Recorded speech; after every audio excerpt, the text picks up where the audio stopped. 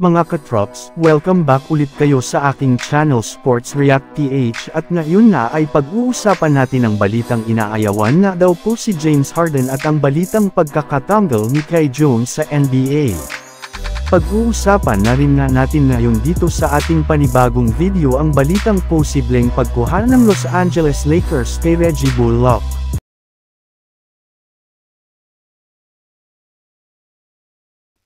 Ilang araw na lamang nga mga katrops, ang natitira bago magsimula ang mga laro ng NBA sa preseason.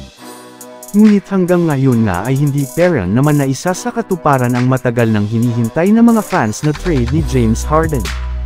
At isa nga sa mga rason bakit hindi pa ito nangyari ay dahil marami nga daw pong mga teams ang umiiwas sa kanya gayong bukod nga sa napakalaking hinihinging kapalit ng Philadelphia 76ers ay bumagsak na rin naman nga ang laruan nito plus ilang beses na rin naman nga itong nagkaproblema sa kanyang mga kupunan kaya ayaw na nga nila itong kunin pa.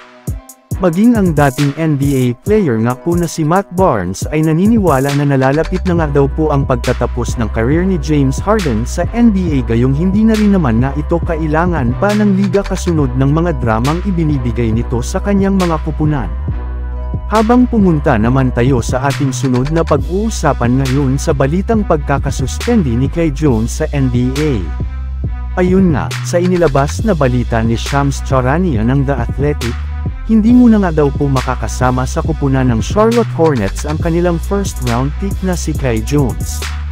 As of now nga ay hindi pa naman nga alam ng kanilang team kung kailan ito makakabalik sa kanilang lineup. Kaya hindi nga siya makakaparticipate sa gagawing training ng kanilang team dahil sa personal na rason.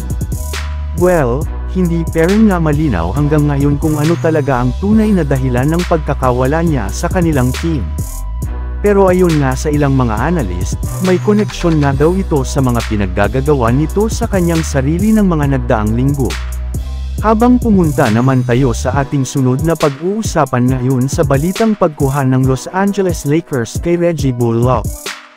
Ayun nga mga katrops, sa inilabas na balita ni Shams Charania ng The Athletic, tuluyan na nga daw po na buyout ng San Antonio Spurs ang kontrata ng kanilang player na si Reggie Bullock ngayong araw. Kaya official na nga siyang magiging isang ganap na unrestricted free agent ngayong off-season kung saan balak nga niya na sumali sa isang championship contender.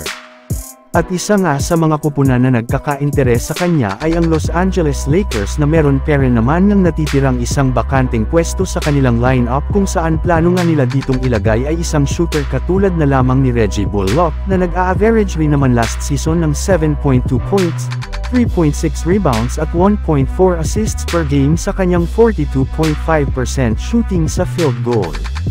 So yun lang nga mga katrops ang handog ko sa inyong storya ngayong araw. Sana nag-enjoy kayo. Please like and subscribe my YouTube channel Sports React PH para sa iba pang storya at update patungkol sa NBA. Kita-kits muli sa ating susunod na video.